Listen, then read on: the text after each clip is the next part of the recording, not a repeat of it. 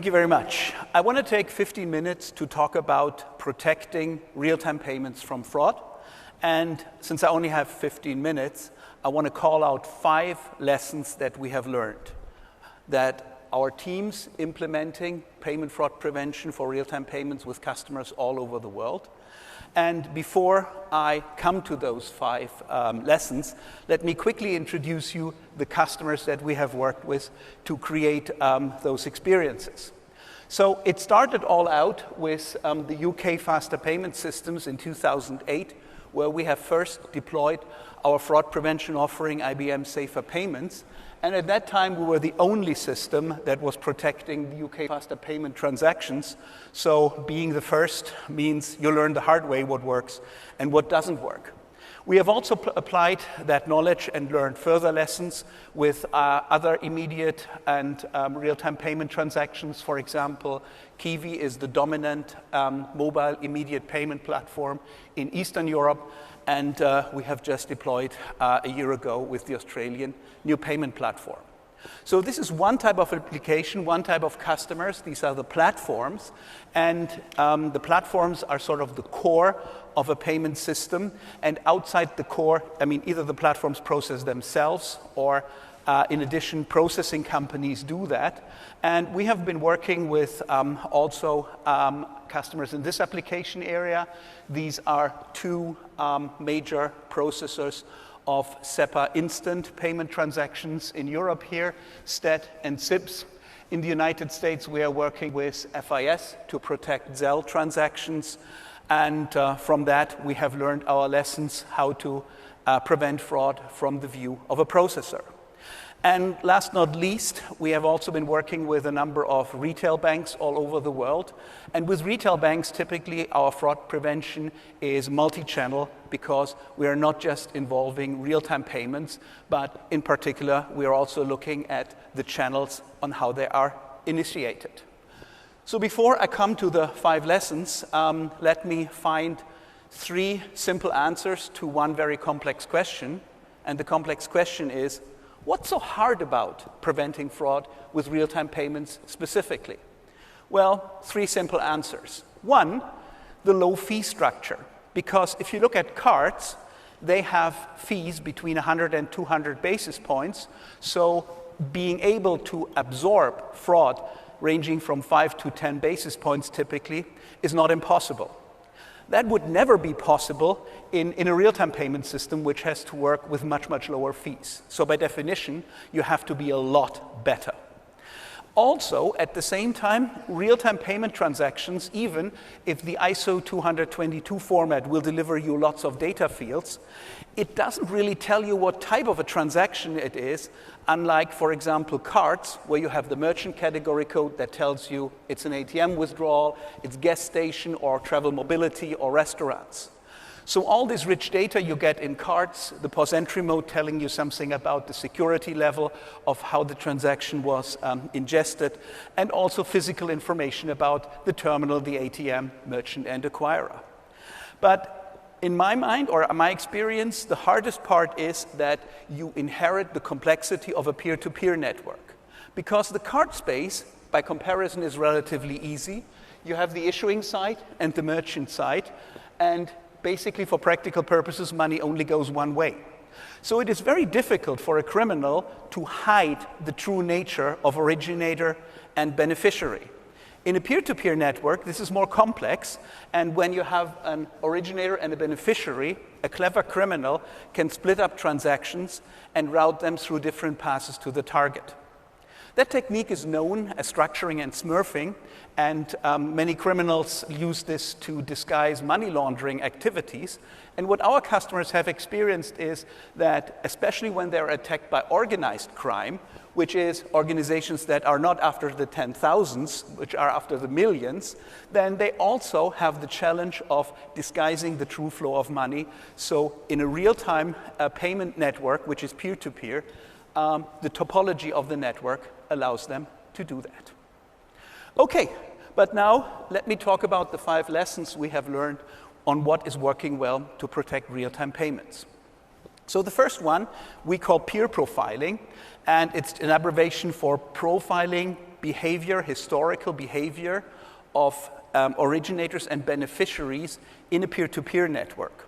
So what we do is, when we have a current transaction where there's one originator and one beneficiary, then we go into the past, profiling the behavior of the current originator as an originator in other transactions, as much as in this one, and the beneficiary of this transaction also in his role as a beneficiary of other transactions.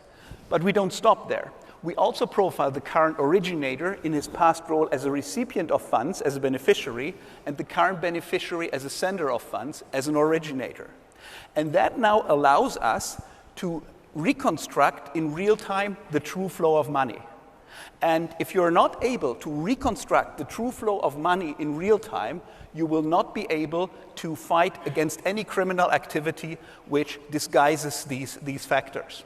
What it also does is it allows you to understand any kind of mule account type behavior. In other words, when you see that mostly funds that come into an account are moved out within certain time intervals, again, these are very good indicators for fraudulent behavior.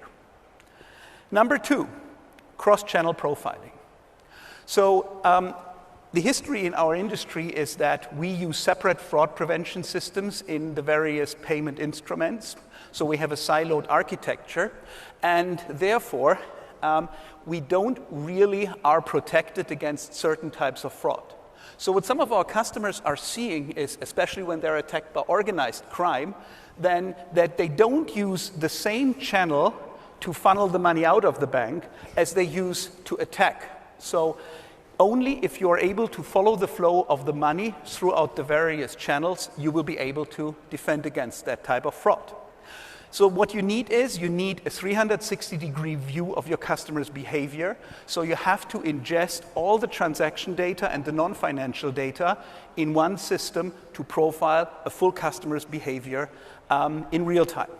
You also need to be able to follow the true flow of the money to identify certain fraud patterns. And it's not just to increase the performance of your fraud prevention, it is also to do what's very important, which is to deliver frictionless payments. And frictionless payments means the reduction of false alerts.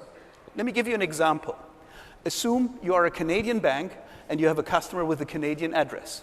So now you see that this customer is initiating an online banking transaction, moving money to, in a real-time payment to a beneficiary account in Malaysia using a Malaysian IP address.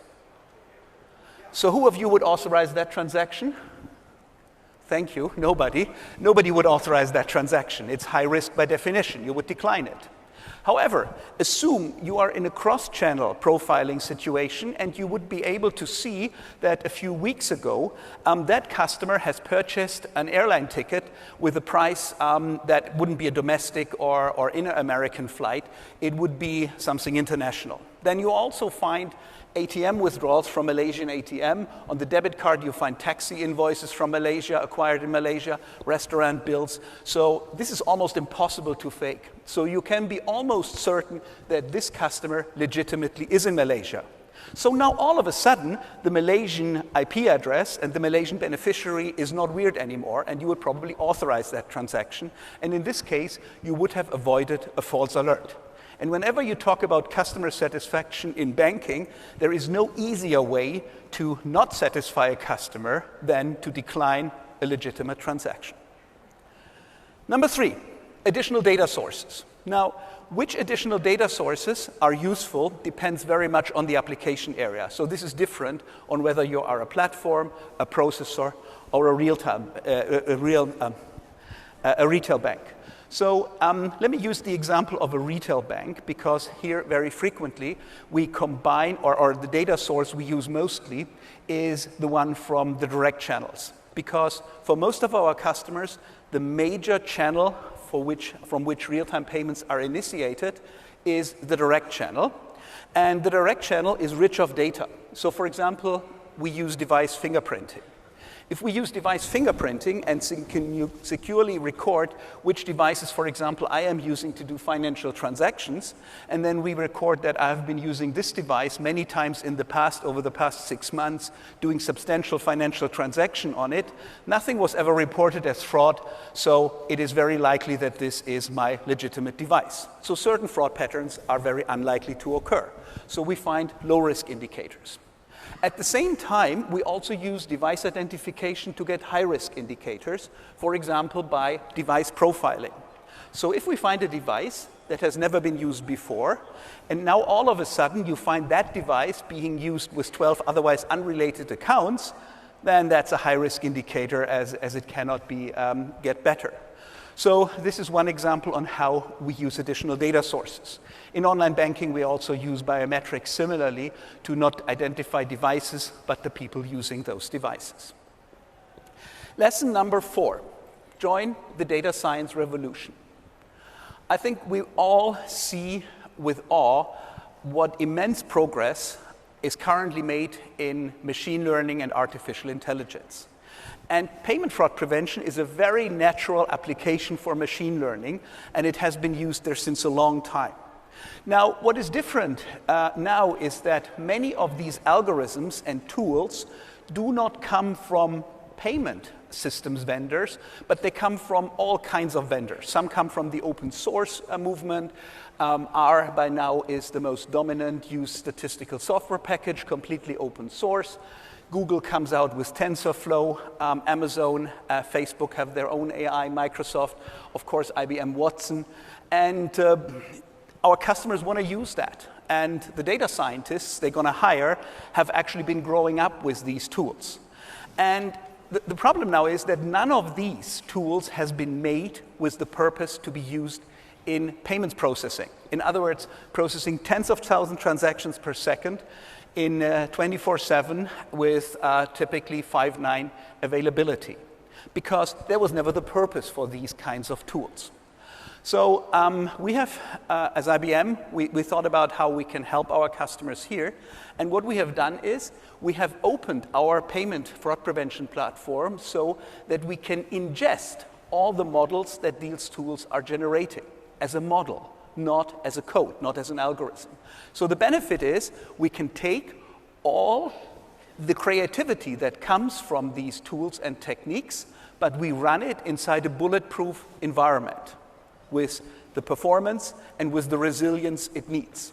And that is important for our customers that have to make a decision for a fraud prevention platform that they're going to be used for 10 years or longer, even though it may be that in 3 years, that whatever defends them against payment fraud in 3 years will be a technology and an open source tool that nobody knows of today.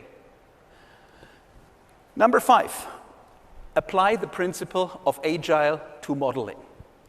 Now, what I mean with that, frequently I talk to data scientists that come new in the area of payment fraud prevention. And I'm explaining them how different this application area is. Because if you use data science to compute the probability of a volcano to erupt, then the volcano is not actively hiding its intentions. And that is different in the payment fraud prevention space, because here you have a real opponent. You have a criminal on the other side which is doing everything to hide its true intentions. And not just that, it's also a highly dynamic situation. So if you are very successful, let's say you create a fraud prevention model that captures 90% of the fraud with a very high accuracy. As soon as you deploy this model in your processing, there's somebody on the other side, a criminal, who's losing 90% of his revenue. And guess what? This guy will get very creative on working around your fraud defenses. So you have to be prepared as a data scientist that you constantly have to adapt your models and your fraud prevention strategy, because you have a very live opponent that is constantly working on fighting your efforts in preventing fraud. Okay, these are the 5 lessons that I wanted to talk to you about. And my colleagues thought that if I try to talk about these 5 lessons in 15 minutes, I will raise more questions than I answer. So they have given me a Q&A session at 5:10 at our booth with cocktails. So see you there. Thank you.